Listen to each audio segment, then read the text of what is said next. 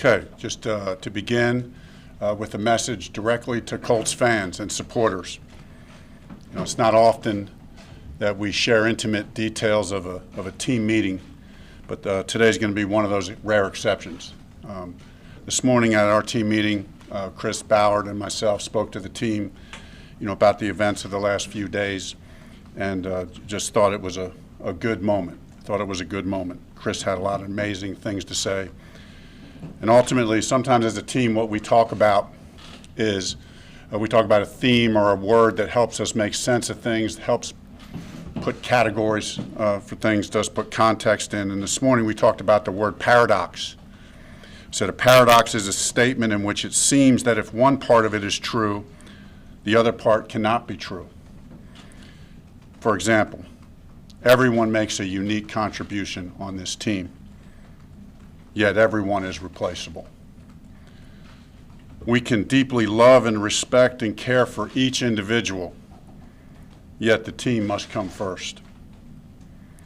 Therefore, when it came to Andrew's retirement, that word paradox kind of can help us make sense of what's going on. On one hand, we can respect and honor the player and the teammate that Andrew is and was.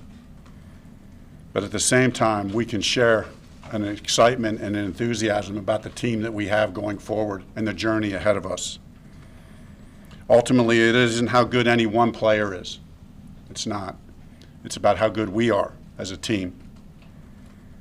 Someone asked me a question the other day. Is there any sense that you felt like Andrew is letting down the team? And the answer was an emphatic no. And why is that? Well, Colts fans know that we use a metaphor around here of climbing Mount Everest to depict the journey of a regular season and the quest to get to the top and to win a world championship. And anyone who's made that climb knows that it requires a total commitment of the heart, complete and total commitment of the heart. And when Andrew spoke to us the other day, he spoke of how the cycle of injury and pain and rehab, injury, pain, rehab, injury, pain, rehab over 4 years had taken its toll. It had essentially sucked the passion, the joy, the fun out of football. And so Andrew did the right thing. He did the right thing for himself, and he did the right thing for the team, knowing the requirement and the commitment that's needed for the journey ahead. He did the courageous thing, and he did the honorable thing. But one last thing, we all know, as far as Andrew's concerned, make no mistake about it, we know this guy isn't done climbing mountains. He's very talented. This is just a new beginning and a new chapter for him. Can you imagine if he inspired millions of kids to learn how to read? How would that mountain be to climb? But also, let me assure Colts fans of this team is not done climbing. In fact, we're just getting ready. We're just getting started, and we can't wait. Just feel like Chris and his staff have done an unbelievable job of assembling a team of players that this locker room is special.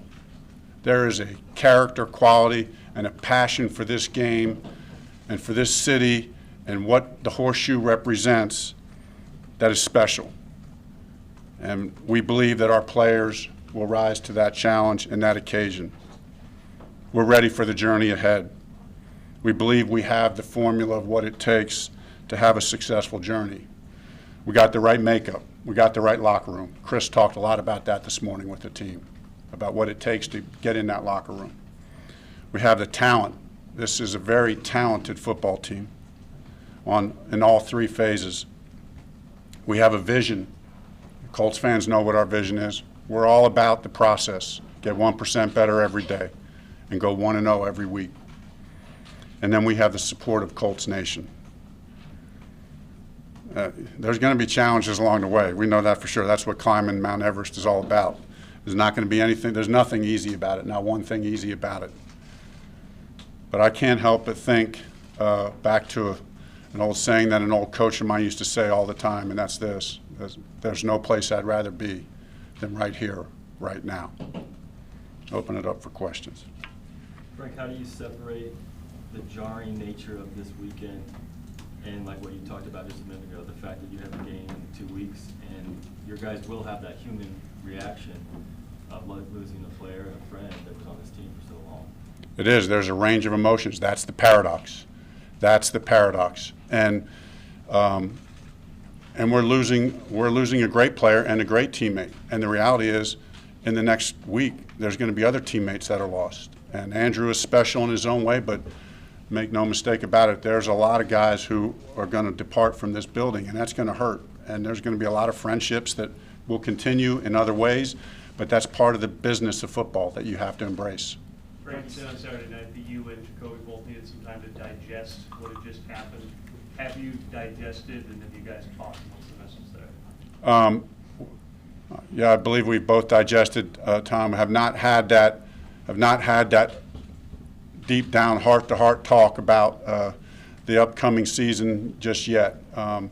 Still, we'll do that at the right time, probably here in the next day or two. Frank, what's the lessons that you take away from what happened in Philadelphia with the quarterback situation and the run you guys went on? What specific lessons can you take away, apply? Very specific lesson. We talked about it today in the team meeting. At the end of the day, what propels us is belief in one another and conviction about what we're doing. And we have that on this team. There's a closeness in this locker room. Those of you that are in here all the time, I believe, know that to be true. And I believe that's what will happen. Frank, systematically, Andrew and Jacoby, how much different do you have to maybe script your playbook or things like that? Yeah, it's a great question, and I think sometimes that gets overplayed. I might have mentioned this before, I'm not sure. I had the experience of when I backed up Jim Kelly. We're running the K-gun offense, and everybody thought when Jim got hurt that we would have to go to Plan B offense for me, because I wasn't as talented as him. But that's not how it rolled, and that's not how we'll roll. And same thing when Carson Wentz got hurt and Nick Foles came in, completely different quarterbacks in many respects, same offense, but it's just interpreted in a slightly different way. We'll accentuate some of Jacoby's strengths and some of our team's strengths in a different way, but the playbook won't change. Does that help you relate to like your experience having replaced Jim and having done it like in a playoff setting? Like, does that help inform you and how you want to handle Nick a couple of years ago and now Jacoby? Yeah, I mean, I think it helps inform me, and there's no doubt. And we all have to play to our own experiences and our own strengths. I think that helps me, but at the same time, I don't want to overplay it. It's about the team, and I'm one person in that wheel, and every player in that locker room. It ultimately comes down to the locker room. It ultimately comes down to their belief in each other, in every player on that offense, on that defense, and in our special teams units. Frank, where's the biggest jump you've seen from Jacoby from last year in the first year of the system to essentially being the starter starting in April for you guys? In a strange way, since Andrew did not take any reps this whole offseason, I just for fun had the guys the other day say, hey, how many reps has Jacoby gotten in this offseason with the first team? And it was about 1,200 reps. That's more than a season's worth of plays that he's had with the first team here in practice, counting OTAs and training camp. That's not even counting what we do in phase 2. But you can just feel his presence in the huddle, on the field, the confidence that he's had, the chemistry with the receivers. We all know that Andrew and T.Y. had a very unique chemistry and connection. For example, I can feel that developing with Jacoby and T.Y. You can feel that developing with Jacoby and Ebron. And Funchess and the like. So that's been very important that Jacoby's got all those reps. Frank, on Saturday night, you knew what was going to happen. A lot of your guys did not. A lot of people in the building did not. What was the response in the locker room from what you could tell when Andrew told the team? Yeah, it's hard. I mean, it was hard. And Chris, I can't even say enough about how Chris Ballard handled everything. I mean, as you know, it didn't break the way it was supposed to break, and it's just part of this industry, whatever. But the players handled it well. And a couple of the players knew. Andrew had told a couple key guys, the guys who he's been with the longest, knew, but not many, because the plan was for Andrew to talk after the game to the team and then to have the press conference the next day, but that's just not the way it played out. Frank, I know Chad can't be your backup to start the season, but do you think he's done enough to prove he can be a backup again in this league? Chad has played well, and he's carried himself well. He's done everything right. That'll be an evaluation that Chris and I'll make at the right time, but he's done well. Where's the comfort level with Philip Walker to be Jacoby's backup if something were to happen? Yeah, those are all really good things to consider that we are considering very strongly. You know, Phil's been here for a while, and so we have a lot of belief and confidence in Phil. He knows our offense. He knows this locker room. Those are going to be the decisions that we'll have to make in the next week to 10 days. So it's still an active conversation?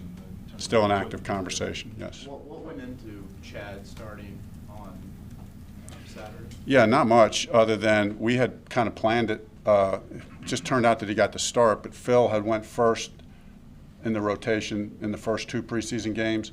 And so, as you guys know, originally I was thinking Jacoby might play a little bit in that 3rd game, but we had already planned that Chad would come in second because Phil came in second in the previous 2 games. So then when Jacoby didn't play, we just bumped it up. What are the strengths? You mentioned Jacoby has some different strengths. What are the strengths that you would accentuate in his game? Yeah, he's got great functional play strength in the pocket. He's hard to bring down. He can extend plays, and you have to do that a lot in this league. You know, when somebody rushes by you and a big defensive lineman puts his hands on you, he's not fazed by it. He can keep his eyes down the field. He's got this toughness about him. I think Jacoby, as a passer, was always good and has just gotten better. You know, he's worked very hard at that, worked very hard at his footwork, worked very hard at little subtle mechanic changes that he's just been committed to, working on his body. I think physically he's become even a better athlete. And then his mastery of the offense. I mean, all these 1,200 reps that he's got, and then plus the year before when he got all those reps in the offseason. As a backup, previously as a backup quarterback, this guy's gotten more work than probably any backup could get, and I think that's all helped prepare him for this time. Frank, As a former backup quarterback, the guy that has to step into this situation, if you look at the team and the roster, would you say this is about as good of a situation, offensive line, skill players, a defense that's young and developing? Would you sort of embrace that? Absolutely. I mean, starting with the offensive line. That's, you know how Chris and I feel about it. That's where it all starts, up front on both sides of the ball. And you know how we feel about Jacoby. I mean, yes, he's Ben Andrews' backup, but I've made and Chris the same way. From day one, I come in and watch all Jacoby's film, get to meet him, get to know him, and in my mind, I say, this guy's a top 20 quarterback. This guy's a legit starter in the league. So kudos to Chris for making that move a couple years ago, and who would have known it would have ever came to this, but I'm sure glad we got him now. Can you address Jacoby's sort of diligence behind the scenes? I know we always talk a lot about that in terms of Andrew and even Brady when he was in New England. But I've heard you and others say that, you know, the type of time and commitment he puts in behind the scenes. What have you observed in your time? Yeah, this guy is all in. I mean, and I know that's what's required of the position, but he just does it the right way. He's not just checking off boxes. You know, it's about, he's got the right mindset. He's just a pro. He's a pro. He's a class act. He's a great leader. Just excited for him. Frank, what was Saturday night? I know we talked to you late that night, but what was the entire night like for you? And I know Andrew paused a couple times and looked at you and said some things, and you saw him really come back from the shoulder, and you knew, the depths he was at when you started, and just the highs. You worked really closely with this guy. What was that like for you? It was hard. I mean, I remember getting a call from him the previous off season before he had never thrown a football, and we had a conversation one time, and I said, well, if you ever want to throw a football, you know my cell. And I'll remember stuff like this. I'll remember him calling me saying, I'm going to be at the complex tomorrow, let's throw football, and that being the first football that he threw, after that whole shoulder ordeal. Those are the kind of things I think as a coach, that are special that you remember. The quarterback meeting room with Nick and Marcus and Jacoby and Phil was a really unique room, a special room. The fun, the ball that we talked, the things that we learned, those are all the emotions that go through your mind. Frank, when you talk about your experience in Philly with a backup QB and yours as a player, is perhaps the best example 20 years ago this year, in fact, when the Rams lose a quarterback late, they go on to win the Super Bowl. Is that a story you can share with the younger guys who probably don't remember that? Yeah, I think you draw on all those stories. I mean, in fact, we talked about it a little bit today in the team meeting, just acknowledging that, yeah, this, in one respect, this story is very unique. It's shocking in one respect, but in another respect, I don't want to say it happens all the time. It certainly doesn't happen all the time, but it's happened enough, whether it be an injury or a retirement, where a team loses a great player, and yet the team is galvanized and goes on to have a great season and propels that team to the next, to their next championship, to where they're headed. I hate to break the thread we're at, but we saw Kenny Moore with does he got a thumb issue? Yeah, thumb issue. Evaluate that. Not ready to declare status on him, but hopeful he'll be okay. Do you think like this period is really critical for where your team's going to go? Just 'cause I would think that most players, when something like that happens, are looking to see how people like you and Chris are going to react. I think that's true, but I also think equally, if not more, they're looking to see how the leaders in the locker room react, how the Jacoby Brissetts and the Justin Houstons and those guys, how do they react? How do our young leaders, Quentin Nelson and Darius Leonard, how do they react? Chris and I talk about that's the heartbeat of our team. Yeah, Chris and I have the roles that we do, and we embrace those and love those roles, but we're all about that locker room and the leadership there, and that's what's going to take us where we need to go. Have you observed anything from how, as far as how they've reacted to Yeah, I feel really good about where we're at. Frank, Feel really good. I think it's happened this weekend. Does that maybe allow you to play up that nobody believes in us card that it seemed like your team thrived in last year? Yes, I mean, yes. I mean, it's we'll go back to the underdog role. I mean, us against the world. But those things are fun to talk about, and we play off of those.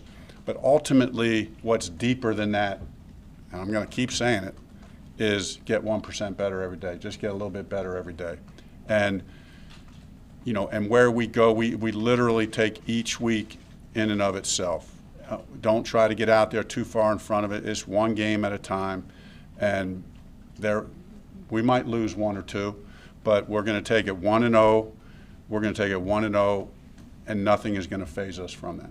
Frank, you kind of alluded to this earlier, but can you sort of give us a sense of the relationship between Jacoby and Andrew and how that's sort of evolved over the last Yeah, I mean, that's just pretty cool. I mean, that's what you talk to any player, and at the end of the day, they say that's what's special about this game. It's about being in a locker room, the relationships that you develop, and to see those two develop the relationship they have and how deep it is and how much, obviously two radically different people as far as personality types and maybe off-field interests, but yet in that meeting room, how they're together, how they have a genuine love and respect for each other. That's fun to see.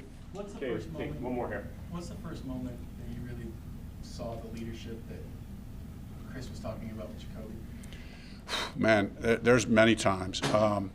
Last year when Andrew was out with the shoulder thing, just how he embraced, how I felt like the team responded to him from day one. Jacoby has this presence about him that it's just not all about him. He's in it for the other guys. And he genuinely is about bringing out the best in other people. You just feel that, you see that, the guys know that. I could see it instantly. Seeing him with the guys out on the field. We are in good hands with Jacoby Brissett as our quarterback.